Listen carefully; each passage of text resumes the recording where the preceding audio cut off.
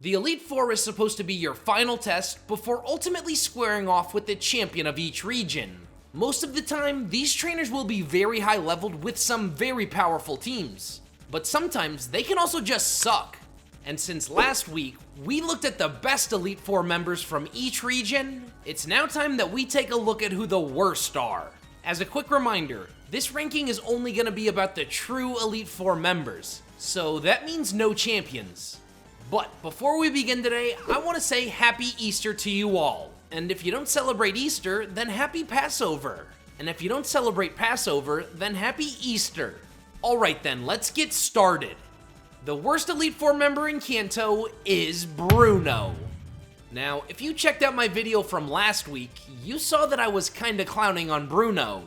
And this is rightfully so. In just about every iteration of the Kanto games, Bruno is far and away the worst and most underwhelming Elite Four member. From an aesthetic standpoint, Bruno still sucks. I mean, everyone else from the Kanto Elite Four is dripped out, but Bruno has just a generic Karate Master design. And I also don't like how he's almost always shown to be sitting down. Like, buddy, do you know who I am? Stand up when I enter the room. Okay, now let's take a look at his Generation 1 teams. And the first thing that you're probably gonna notice is that he has 2 Onyxes. And while Onyx definitely fits the vibe of Bruno's team, they're still terrible Pokemon. Plus, just look at their movesets in Red and Blue. They are awful. But at least the rest of his original teams are alright. The Hitmons are pretty solid Pokemon, but Hitmonchan is a bit weird. When we look at its moveset, it may seem pretty solid with its elemental punches, but remember, this was before the physical special split, so that means it's going to be using its terrible special attack stat to use these moves. So that means they're not going to do very much damage at all. Then finally is Bruno's ace Machamp, who is, albeit, a solid Pokemon. And in Red and Blue, it's even got the move Fissure, which has a chance of OHKOing your Mons. While both Bruno's Machamp and Hitmonlee can be solid Pokemon, the rest of his team sucks. One thing that I'll never understand about Bruno is why didn't they just give him a Poliwrath to take the place of one of his Onyxes? This would give him another fighting type Pokemon, while also adding some much needed diversity to his team. Bruno then uses the exact same team in Fire Red and Leaf Green, but I do gotta give him some kudos here as his team has at least made some big upgrades.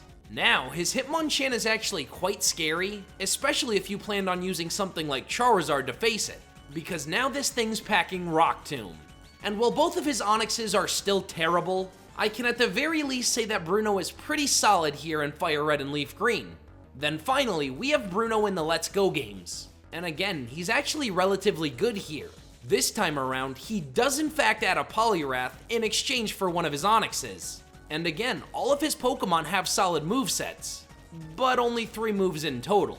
I can't rag on him too hard here though for this iteration, because the Let's Go games are just so inherently easy.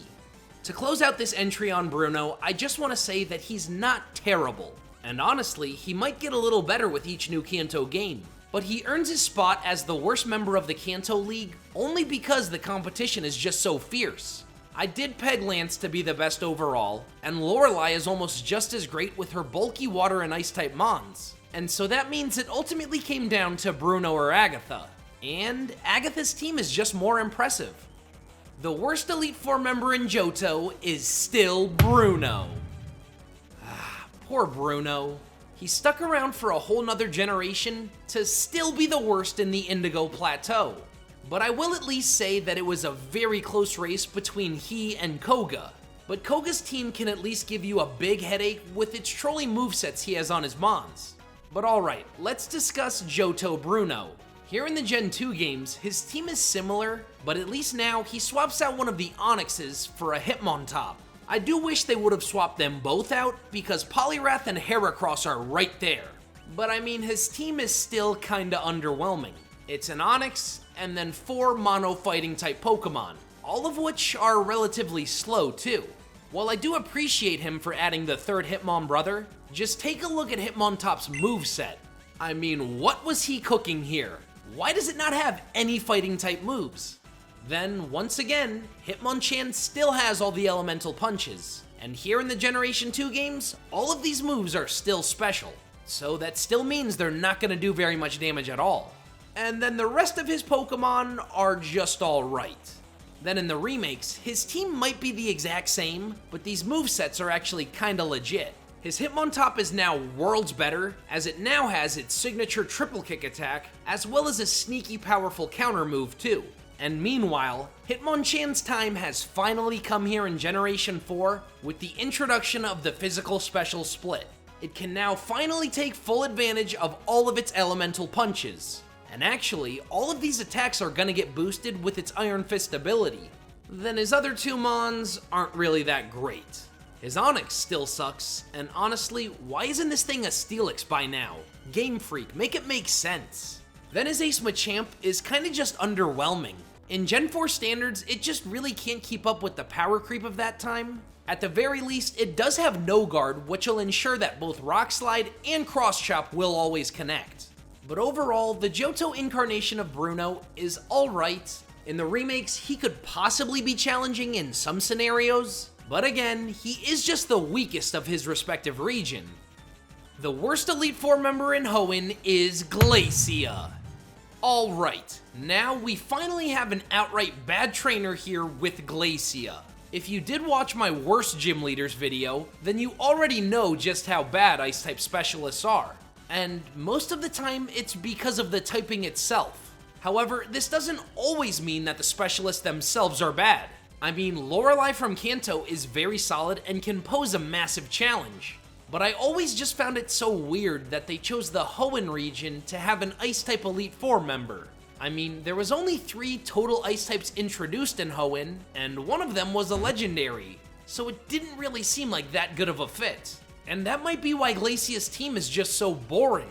Her team is literally the same 2 Pokemon twice, and then a big fat walrus. I mean, even all of their movesets are all pretty much the same too. Now, Glalie is an alright Pokemon with some very balanced stats, but Celio, on the other hand, is just very underwhelming. I mean, I guess this kinda makes sense because it isn't fully evolved. And then finally is her Walrein, who is alright. I mean, yes, it is relatively tanky, and it does always have the chance of picking up a huge OHKO thanks to having the move Sheer Cold. But regardless of that, a Pokemon like Hariyama will totally body her entire team. And so does Blaziken too. Just be careful around those water types. But then, when we look at her team in Pokemon Emerald, it's the exact same, which is honestly kinda weird. Pretty much every other member of the Elite Four in Hoenn made upgrades for Pokemon Emerald, except for Glacia. The only thing that's different is that she now leads off with a Celio instead of a Glalie. But besides that, pretty much everything else remains the same. But then she does actually get kinda good in Oras. Now yes, her team in the remakes is still very same-samey, but at least now she's using 2 Frostlasses. Now obviously, this adds some much needed type diversity to her team, and Frostlass is just a much better Pokemon than Celio too. They also both have the Snow Cloak ability, so if Hail is up, then these things could be super difficult to even land a hit on. Now yes, Glacia does get a lot better in Oras, but she still isn't all that great and can actually be a bit of a breeze. The worst Elite Four member in Sinnoh is Bertha. Now, I want to preface this entry by saying Bertha, much like Bruno and Kanto, is just the worst of a very good league. I mean, Flint is awesome, Lucian is super underrated, and Aaron's able to make the bug typing really cool. And of course, that's not even to mention... But Bertha just falls a bit flat when compared to the rest of the Sinnoh League. Let's begin by taking a look at her original Diamond and Pearl team. At a first glance, this team might seem pretty good as it does have some solidly defensive Pokemon. But I have to note that 3 of her Pokemon are 4 times weak to grass. Yeah, that means a simple Giga Drain is gonna take down about 60% of her team with relative ease. And none of her Pokemon are really even that fast either, so that probably means they won't be able to get off an attack at all. I guess her best Pokemon has gotta be Hippowdon. It is a relatively high-leveled Pokemon, coming in at 59, and it can also be very tanky.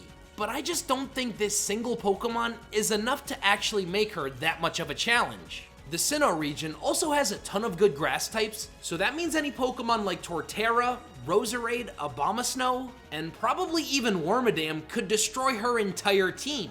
Then in Platinum, she actually does make a couple changes. She cuts her crappy Quagsire and Sudowoodo in exchange for a Gliscor and Rhyperior. Now this actually makes for a much more formidable team. Gliscor is able to slow down the prowess of enemy grass types while also adding a ton of diversity with its amazing moveset. Then we've got her new ace, Rhyperior. And while it is still very, very weak to both grass and water, this Pokemon is still gonna hit like a truck. But then it is kinda sad to see her team in BDSP will once again suck. I mean, absolutely nothing here is all that scary, and this actually might be a downgrade from her original Diamond and Pearl team. Game Freak honestly should have let her keep her Gliscor and Rhyperior, but we all know that BDSP is terrible in just about every way possible, so this was kinda just another letdown from those games. In all honesty, you should have zero real trouble with Bertha in the remakes. It's just kinda weird how her team in Platinum is incredibly solid, but then it's just downright terrible in the Diamond and Pearl games. But in closing, I think it's time for Bertha to hang 'em up because she's washed. The worst Elite Four member in Unova is Marshall. In all honesty, Marshall might just be the WEF-me, the worst Elite Four member ever. This is because he is so disgustingly bad. In both sets of games, he does use the exact same team, and it consists of 4 mono fighting types. And yes, for some reason in Gen 5, Game Freak thought it would be a good idea to only give Elite Four trainers 4 total Pokemon. So obviously, this also really cripples him as well. Meanwhile, there's not a lot of creativity here with his team, as well as little to no type diversity at all. Just give Marshall an Emboar in the original games, and then in the sequels, give him a Lucario. I know technically he does get one in challenge mode, but I'm not really counting that here. In all, his team just lacks any wow factor. All of his Pokemon are relatively slow too. I mean, besides Mienshao, everything has well under a 90 base speed. It'd be one thing if they were packing a move like Bulk Up to set up a sweep, but that's just not the case here. Just take a look at his Conkeldurr. It's literally rocking the move Grass Knot. And I mean, sure, with its great special attack, I'm sure this will do some massive damage. Sure, he does have a few rock and dark type moves to combat any psychic or flying types, but his Pokemon are so slow that they might not even be able to get an attack off at all. But still, Marshall is one horrendous Elite Four member, and in my opinion, he is the WEF-me. The worst Elite Four member in Kalos is Malva. Now, I gotta first begin this entry by saying that the Kalos Elite Four is probably the worst league in the entire Pokemon franchise. Again here, all the trainers only have 4 Pokemon total. None of them use a Mega Evolution, and also the X and Y games are just so inherently easy. But unfortunately with Malva, she is just the worst of the worst. And this is pretty sad to see because she is definitely one of the more interesting characters, thanks in large part to her involvement with Team Flare. Her team itself is actually not terrible, but it still isn't very good. So I guess that makes it just bad. I mean, her Pyroar is alright, and it is a Gen 6 Pokemon, so I definitely understand her using it. And then Chandelure is an objectively great Pokemon, so again, no problem here with that. But you should never, ever use a Torkoal in a Generation 6 game. It would be one thing if this was her lead Pokemon and it had Drought. Then yeah, it would actually be great. However, Torkoal didn't get access to Drought until Generation 7, so this one is stuck here with White Smoke, which is a nearly useless ability to go along with its useless moveset to overall make it a useless Pokemon. But that's not even the biggest thing that makes Malva bad. Now hold on, before we continue, I've gotta ask you a question. Who do you think is the most commonly used Pokemon on a normal playthrough of X and Y?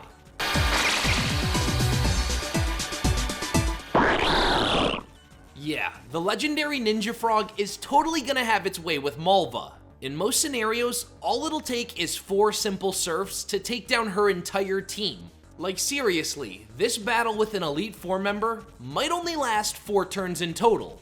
Malva would have been drastically more challenging if she was more like her anime counterpart. There, she had a powerful Mega Houndoom that was able to go toe-to-toe with the likes of Alon's Mega Charizard. The worst Elite Four member in Alola is Olivia. Now listen, I will give Olivia her props, because she do be fine, but the same really can't be said about her as an Elite Four member. So first things first, much like Glacia with the Ice type, the Rock type is a bottom 2 type in all of Pokemon. It's alright offensively, but for being a type with a ton of defensive mons, it does have a ton of weaknesses. I mean, right off the bat, 2 of the starter Pokemon are gonna have a massive advantage over her entire team, and Incineroar can even get access to fighting type moves too. But I guess we should first take a look at her original Sun and Moon team. And while it is good to see that we're back to having 5 Pokemon on Elite Four teams, 3 of her Pokemon don't even have full movesets. And even though she is a Rock type specialist, she does have a fair amount of diversity with her team and with their movesets.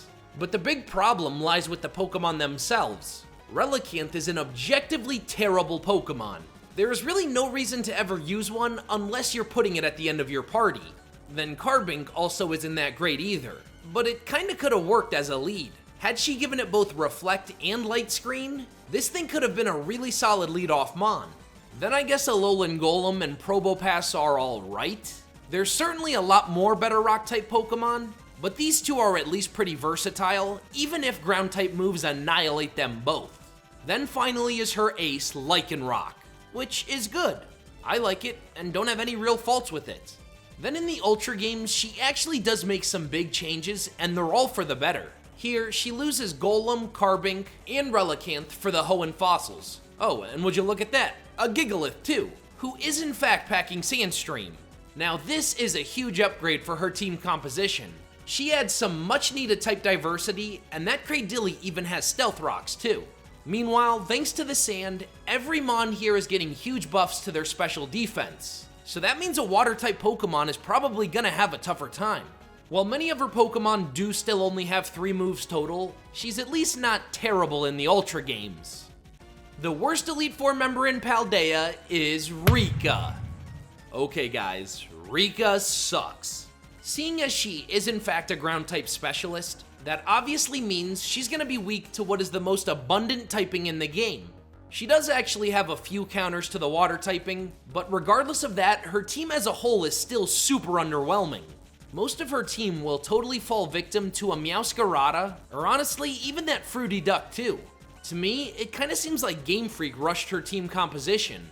There's nothing really that bold or even intimidating here at all, and none of her Pokemon even have any setup moves either. I mean, give Donphan Rapid Spin, give Whiscash D-Dance, or even give Camerupt Stealth Rocks. I mean, any of these small tweaks would at least make her seem like a much more competent trainer. And then I honestly think her terastallizing Clodsire might actually make it a bit worse. Sure, its Earthquake attack is gonna hit you a little bit harder, but losing that poison typing will really cripple it. This is because the poison typing is actually pretty good, as it does have a fair amount of resistances, and it can also handle fairies as well as grass types too. If we do compare Rika to the rest of the Paldea League, this decision really isn't that close either. Both Hassel and Poppy have very powerful teams with incredibly strong ace Pokemon, and then Larry at the very least has a ton of type diversity with his team. But Rika just falls flat by comparison and seems very underwhelming. And finally, the worst Elite Four member in the Blueberry Academy is Crispin. Yup, seeing as there isn't technically an Elite Four in Galar, I figured I'd add the Blueberry Academy to round us out at an even 9 entries. So here we are with Crispin, which first off, let me say, cliche name. But okay, from a battling perspective, he's honestly not all that bad. If you didn't know, every league battle in the Blueberry Academy is actually a double battle, so that'll automatically make these matches just a bit tougher. This is mostly because your in-game team likely isn't going to be optimal for this battling format. He is a fire type specialist, and his mons are pretty high leveled and pretty well balanced as well. The only real stinker on Crispin's team is that Camerupt. It is in fact a mixed attacker, but obviously it's just an underwhelming Pokemon overall. But then the rest of his team is pretty good. Both his Rotom and Executor can be pretty solid walls. Finally is his ace Blaziken, which is a little bit underwhelming. It does actually have the speed boost ability, which is obviously great. But I'd argue when it Terra Fires, it might actually get worse because it loses its powerful fighting secondary typing. The main reason he earns his spot on this list is because he's just the worst of the Blueberry Academy. He's not downright terrible, but just underwhelming by comparison. Every other member has much more powerful teams, and it's a little crazy to say, but the Fire type is the worst typing of the bunch here too. But also, his team just doesn't have that great of synergy either. Alright, now that we know the worst Elite Four members from each region, how about we rank them from best to worst, or from strongest to weakest? The best of the worst is Crispin. Then it's Johto Bruno. Next is Bertha. Then in 6th, it's Kanto Bruno. In 5th is Rika. Next is Glacia. Then the 3rd worst is Olivia. The 2nd worst is Malva.